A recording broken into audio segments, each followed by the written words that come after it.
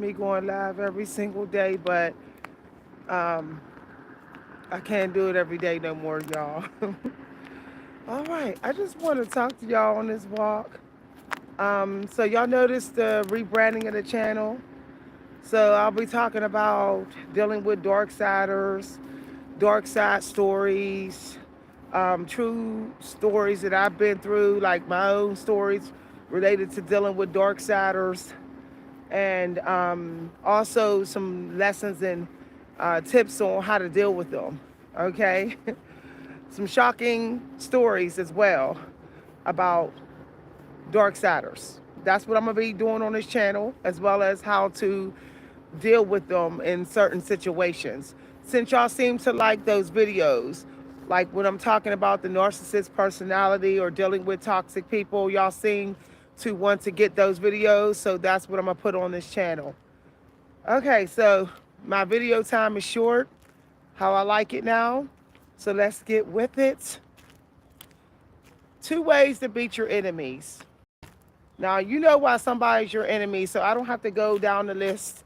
But if somebody makes you feel physically, mentally, spiritually sick, they're an enemy. Period. Okay? That's the only evidence you really need. How do you feel when you're not around them? When you walk away from them, do you feel sick?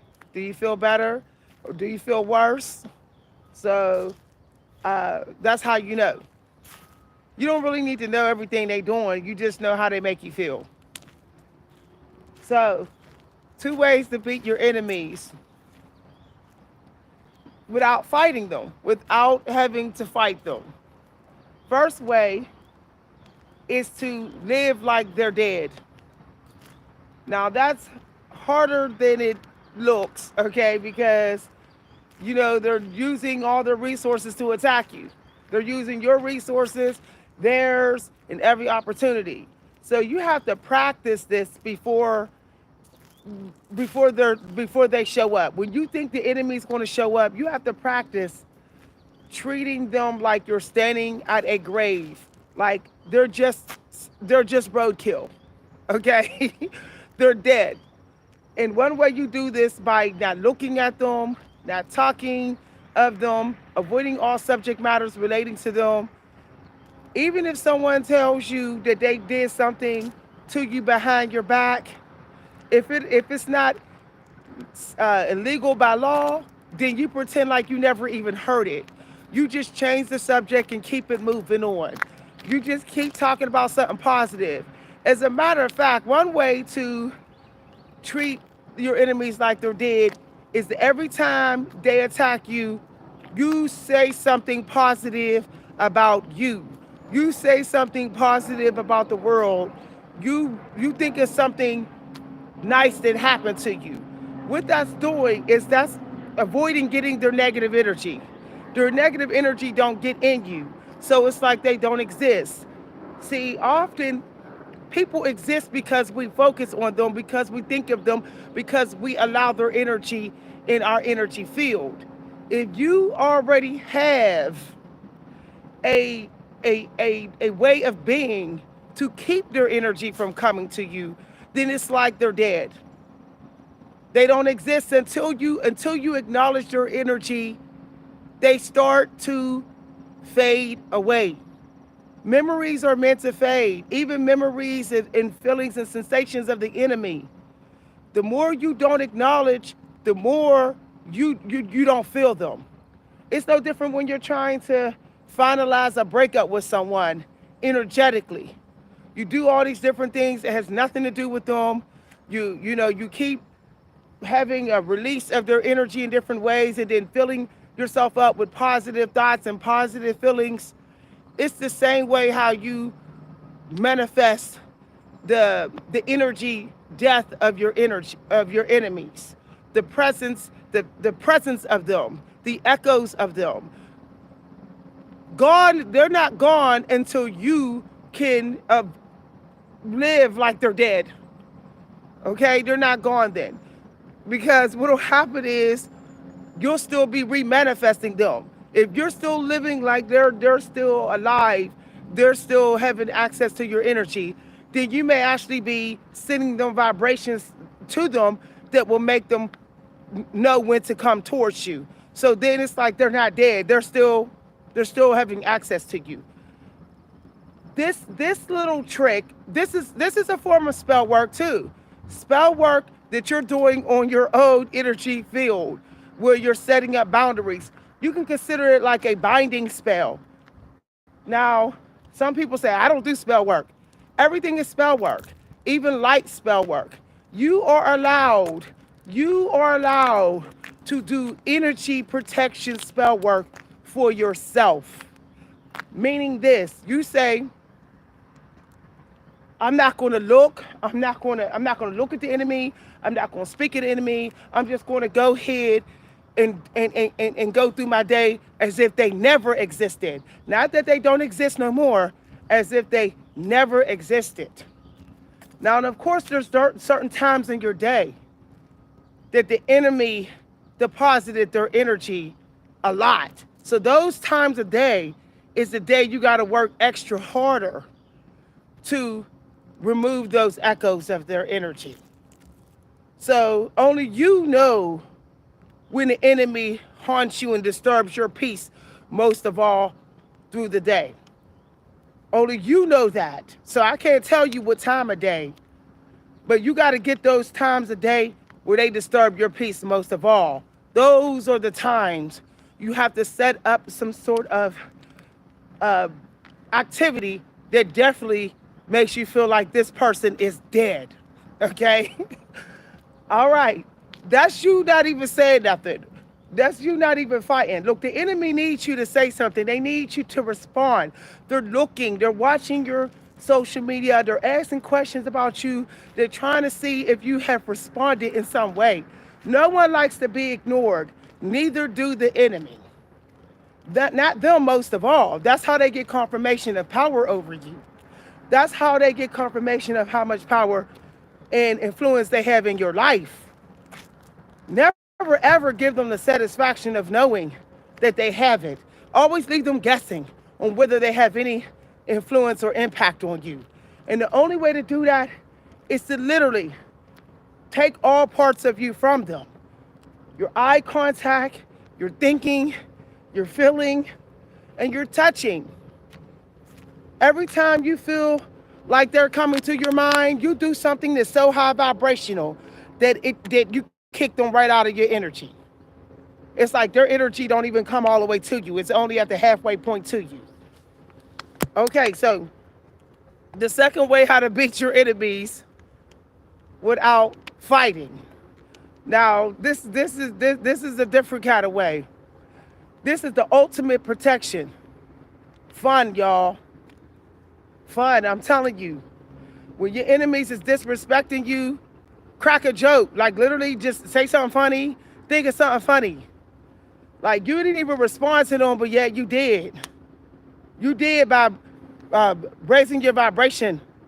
You did by going to the light and not even focusing on them at the same time. Keeping them out of your fun activities. Literally try to memorize for a while what your fun activities are going to be for that day. Because when you write it down, okay, if you have enemies that are watching you, that are doing spell work or whatever to see what you're doing, they might see that you're writing it down, whatever your fun activities are, especially if they're using monitoring spirits. So this is why it's important to memorize your fun activities. Like, also start being spontaneous with your fun.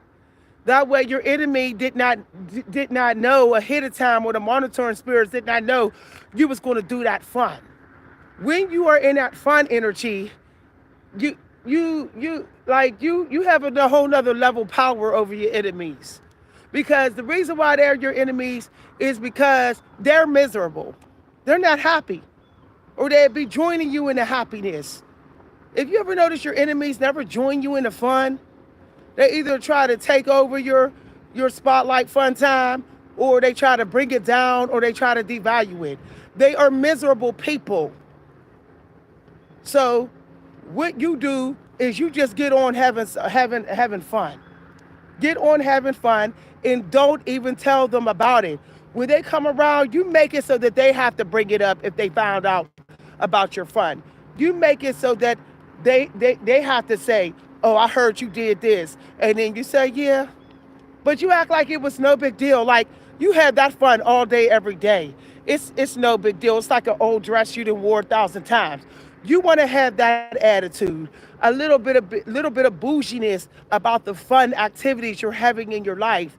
This way, the enemy don't think that you're only having fun to prove that you can make it without them, to prove that you're trying to prove to them that they don't have power over you. You don't want them to think that. So you want to act like the fun activities is something that you doing every day, all day. It's just a normal part of your life. So when they do break it up and they do it in a snooty way, oh, I heard you went to Jamaica, or I heard you did this, say, yeah, something I do. You know, I do a lot of other fun things. See, what you're doing also is you're also making so that they can't live in denial that they're the enemy. They're going to start slipping up and showing their true self. They're going to say, well, and start competing. And then you got the power because they flipped into that energy. And all you did was answer a question. All you did was say, yeah, I did. I had fun and I have fun all the time. So why would they be irritated by that? See, they're revealing that they're the enemy. But at the same time, you are leaving them feeling like you really don't care because your life is always fun. So you're basically telling them in so many words, you don't have the power over me. This fight I'm having, this good life I'm having, is not because I'm trying to recover from your attacks.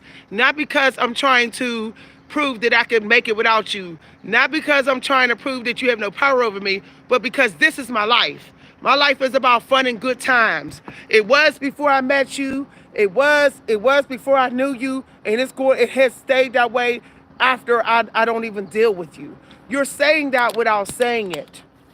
The enemy is always trying to look for confirmation of your life being destroyed by their lack of presence. They are miserable and thinking that you can't make it without them. Even the enemies that you never had been in a relationship, they think that whatever how they are is more favored than you. That's why they think they can disrespect you. But when you go on and live your fun life, you're beating down whatever thoughts that they had about you versus them. You're winning the energy battle. You win the energy battle, you win the battle. Period. You win the energy battle, you win the battle.